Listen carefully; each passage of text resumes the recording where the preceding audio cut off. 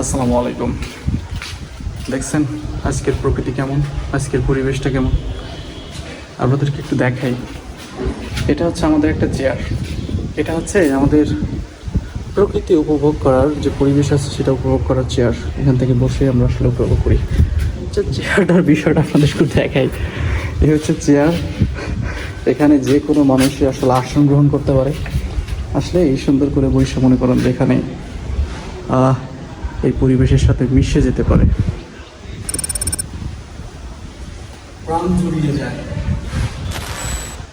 আমার ভেতরে বাহিরে শুধুই তুমি, তোমার গোপনে গোপনে জিয়া।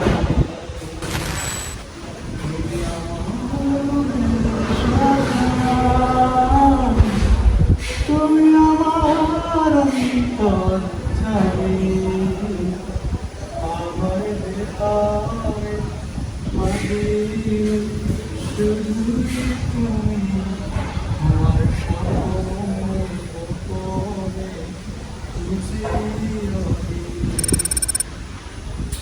যখনই মনে খারাপ লাগে তখন এখানে এসে বসি।